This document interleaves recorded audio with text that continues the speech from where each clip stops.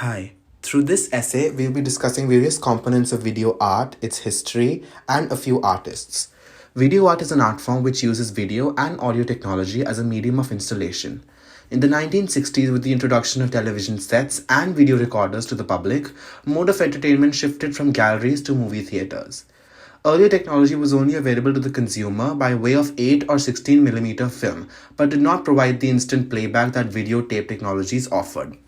Consequently, many artists found videos more appealing than film, even more so when the greater accessibility was coupled with technologies which could edit and modify video image. Bill Viola has been referred as the Rembrandt of video age, and indeed his work pays homage to not only famous Dutch master, but to tradition of creating large-scale works of art that draw the viewer into beautifully painted images and compelling narratives. There is often a spiritual component to his work with elements of Zen Buddhism, Islamic Sufism, and Christian mysticism underpinning themes considered universal: birth, death, love, sex, grief, redemption. Viola considers the phenomena of sense perception as a path to self awareness. Therefore, his work is a blend of experimental video art and sound, including avant garde music performances.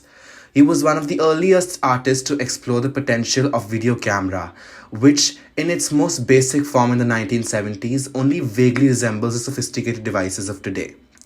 He says the fundamental aspect of video is not the image, but the how they can be manipulated and really extraordinarily create possibilities. For him, essential video is movement, something that exists at the moment and changes in the next. Jun Paik, known as the father of video art, served the forefront of cutting-edge technologies and utilized them to realize artworks the likes the world had never yet seen. Often referred to as the father of video art, Jun Paik was the first artist to create artwork that used abstract forms on a television and the first to use a small portable video camera.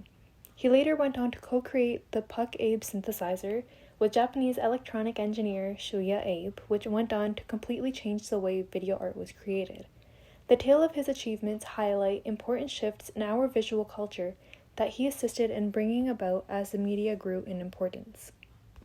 Through the emergence of the happenings and fluxus movements, Paik found the potential for a complete break from the conventions and widely accepted languages of music, compositions, and performance within this particular culture. Using manipulated record players and playing collages of sounds made from audio tapes, his performances became widely known. Jun Paik was never just a video artist, rather he was a television artist. Although it may appear to be a minor distinction, it helps to explain why Paik's work differs from that of so many other video artists. While Paik was obviously conscious of and concerned about how ubiquitously television controls society and politics, he seems more enthralled with the manipulation of the television's forms than its content. A famous example of such work is his piece titled Nixon. This piece was a video installation that was first conceptualized in 1965 and was completed in its present form in 2002. In its physical form, the video installation consisted of two identical color TV monitors, both of which were wired to an audio system and video switcher. There are two white shelving units that are arranged side by side, each used to support a monitor. Beneath the monitors are shelves that hold the audio system and switcher. The footage on each monitor is framed by a ring made of magnetic coils, which causes the received broadcast image to jump and warp as the television's internal electrons react to the magnetic charge. Many artists of the era used video to make works that highlighted what they saw as TV's encroaching and progressively insidious power by producing parodies of advertising and television programs. They pointed fingers at the way society had become entranced with television and succumbed to its illusions. Some artists have used video to make us think more critically about oftentimes, to look and dissect Hollywood film conventions, the typical templates of formulaic narration, or by presenting intensely personal and taboo subjects on screen as works of art. These artists use the canvas borrowed from cinema to eradicate preconceived ideas of what is suitable and group-friendly.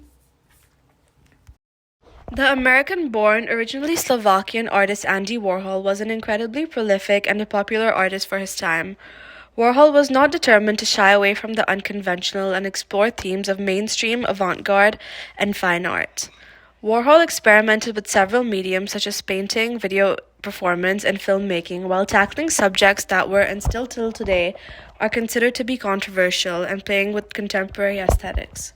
In the mid-90s, video art came to surface and changed how we define art. The text From the Margins to the Mainstream by Mick Hartney discusses the social significance of video art. The text states, video artists from the 1980s onwards appropriated and manipulated those same stereotypical images as a deconstructive strategy for exposing the distortions and iniquities of media representations.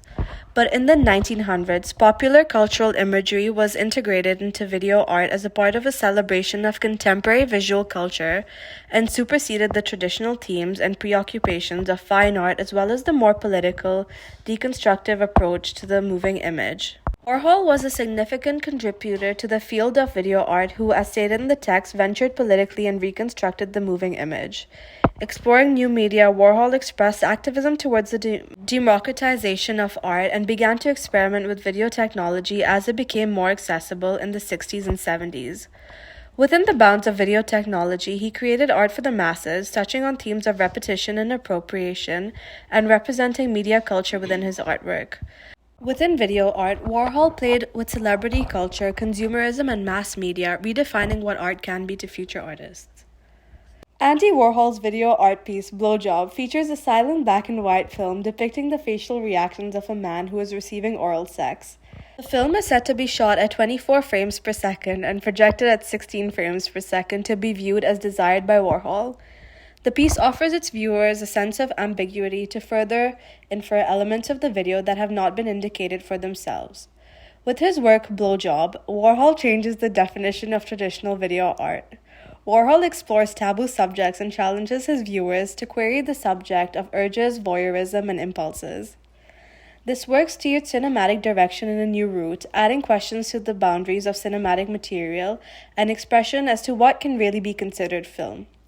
Warhol unapologetically touched on what is considered to be the provocative and breeds a new expression of film. The film depicts a single shot of the recipient's expressions as he receives oral sex, which indicates the significance of act of reception and human urge. The film is not necessarily about just receiving oral sex, but it dives into the nature of human instincts, sexuality, and explores how sex has infiltrated and influenced cinema.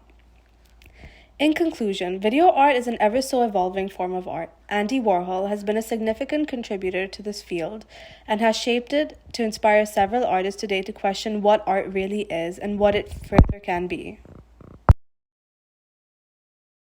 Video art continues to be produced and it is represented by two varieties, single channel and installation. Single channel works are much closer to conventional idea of television. A video is screened, projected or shown as a single image. Installation works involve either an environment, several distinct pieces of video presented separately or any combination of video with traditional media. Installation video is the most common form of video art today. Contemporary contributions are being produced at the crossroads of other disciplines as well, such as installation, architecture, design, sculpture, electronic art, digital art, etc. The digital video revolution of the 1990s has given wide access to sophisticated editing and control technology, allowing many artists to work with video and create interactive installations based on video.